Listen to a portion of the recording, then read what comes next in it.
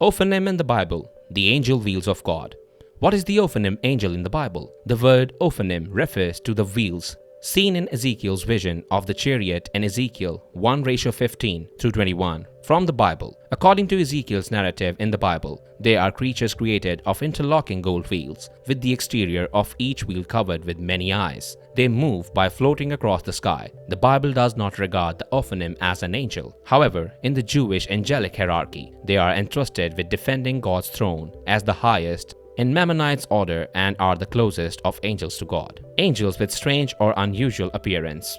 When we think of angels, it's easy to imagine them as winged beings that are glorious and pure. From gilded armours to perfect faces, the concept of the angel has transcended through generations and has gone on to become the inspiration for art and literature, where the angel is featured as an immaculate human with wings and a pinnacle of all that is righteous. Even today, many people place a significant amount of importance upon the angels of God, those who to some are the conduits by which their prayers will be met. They are, for the most part, benign beings that bring about warmth, comfort, and safety, and while descriptions of them do vary, seldom are they reported as wicked or scary.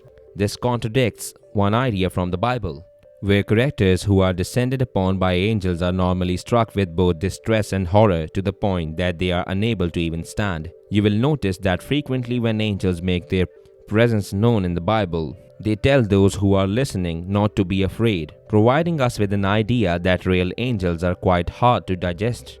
We see this in Isaiah's account when he finds himself in the hall of the seraphim, angels who were six-winged creatures that represented fire, unable to cope with their sheer presence and the holiness about them. Isaiah becomes stricken and panics that he is damned, for he was not dressed properly for such an occasion.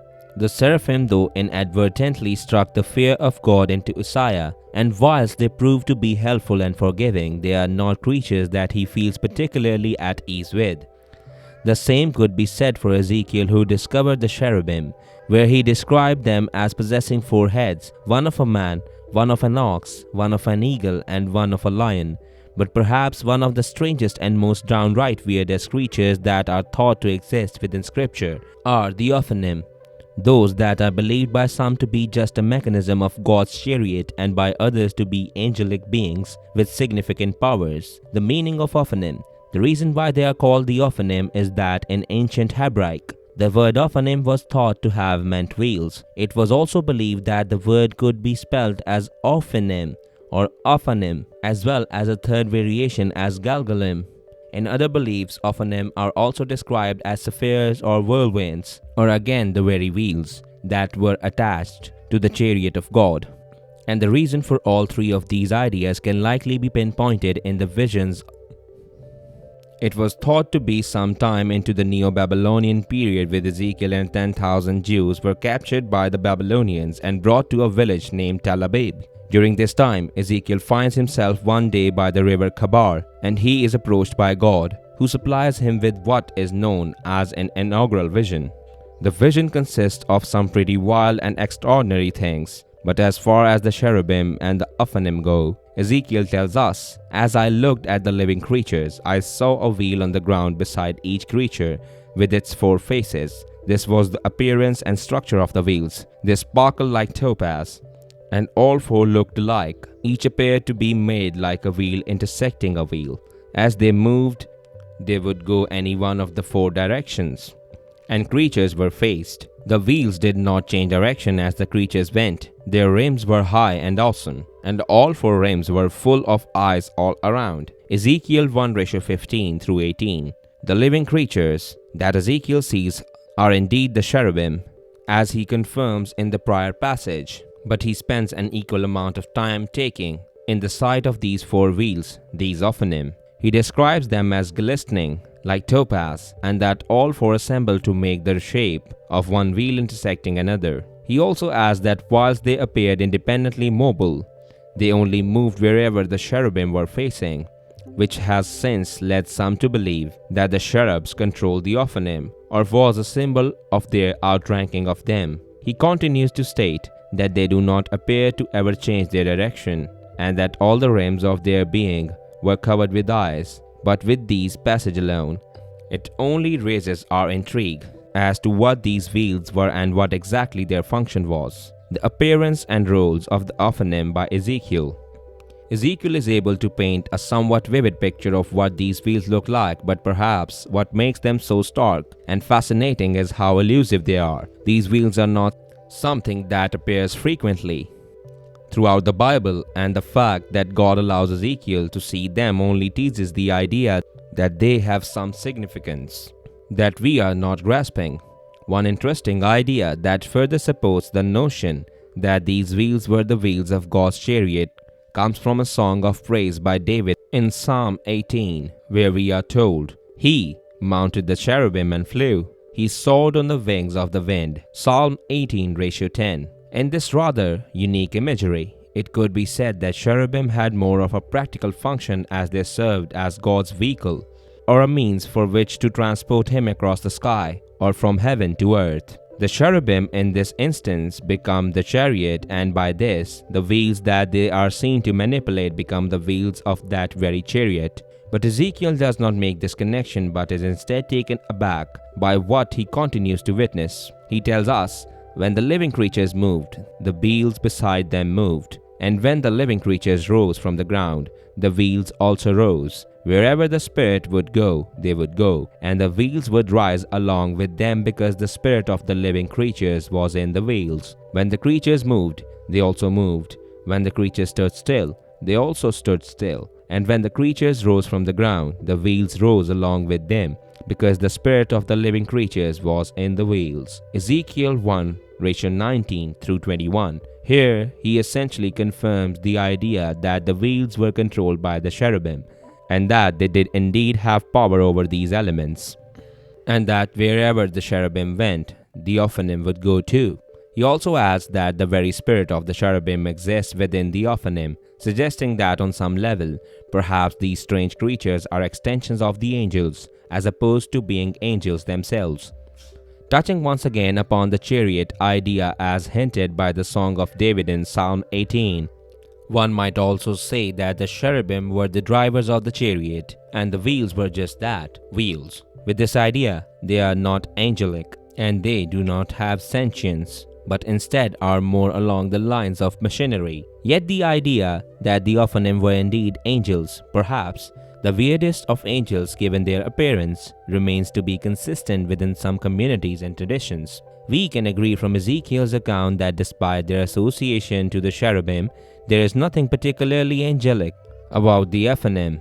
They do not appear to have human characteristics like all other angels. They do not speak and bring prophecies, and they do not appear to even have wings. The Ophanim in the books of Enoch and their roles. Reference of them is made in the second book of Enoch, where see Enoch ascend before the throne of God. He tells us, "I saw there a very great light, and fiery troops of great archangels, incorporeal forces and dominions, orders and governments, cherubim and seraphim, thrones and many-eyed ones, 9 regiments, the iron stations of light. And I became afraid and began to tremble with great terror. And those men took me and led me after them, and said to me, Have courage, Enoch. Do not fear, and showed me the Lord from afar, sitting on his very high throne." Second book of Enoch 20:1-2. Whilst again not specifically mentioned as Ophanim, Enoch does refer to them as the many-eyed ones, which correlates with Ezekiel's description. What's interesting here is that he later identifies all the present entities, including the cherubim, seraphim, and these many-eyed ones, as being men, and that these men took him and led him to the throne of God, where they reassured him that he was safe.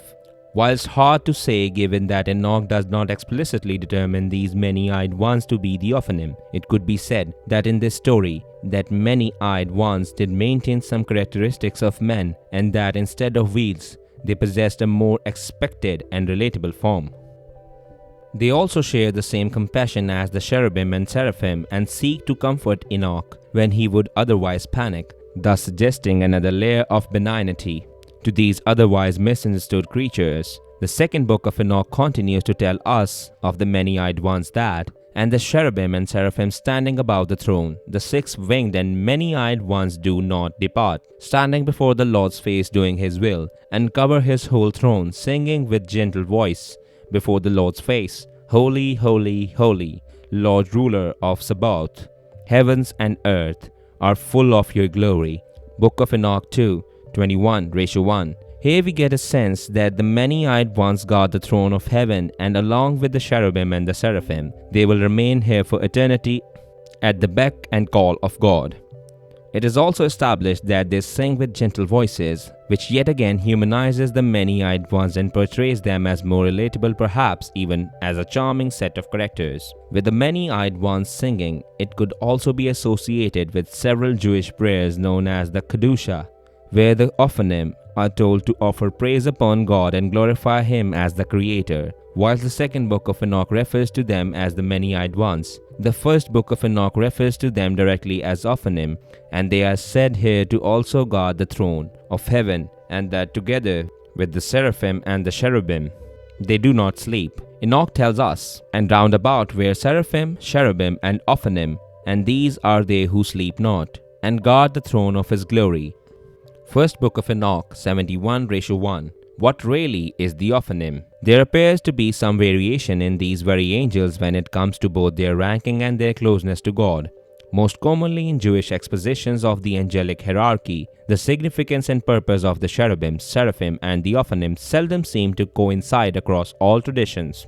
To some, the cherubim are the closest to God, and as mentioned before, they are His chariot. More significantly, they are much more prominent in the Bible and appear to Ezekiel, thus giving them the edge at least in terms of recognition. The seraphim by comparison are also seen in a variety of ways, including as a caretaker to God's throne, and as the Bible shows in Isaiah's vision, the seraphim can be viewed as absolvers of guilt.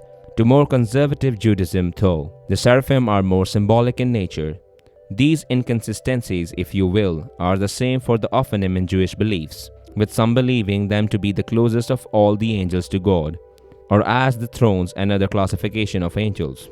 Many of the Jewish philosophies confirm this idea that the thrones and the Ophanim are one and the same, and one of the ways that this is done is by one interpretation of Daniel's vision, where Daniel tells us he sees God in his chariot. He states, As I looked, thrones were set in place, and the Ancient of Days took his seat. His clothing was as white as snow. The hair of his head was white like wool. His throne was flaming with fire, and his wheels were all ablaze. Daniel 7:9.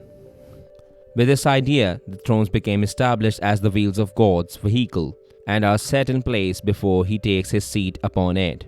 A quote from American spirituality writer Rosemary Ellen Guiley sums up the notion of the thrones and the Ophanim being the same quite concisely, where we are told, the thrones, also known as Ophanim and Galgalin, are creatures that function as the actual chariots of God driven by the cherubs. They are characterized by peace and submission.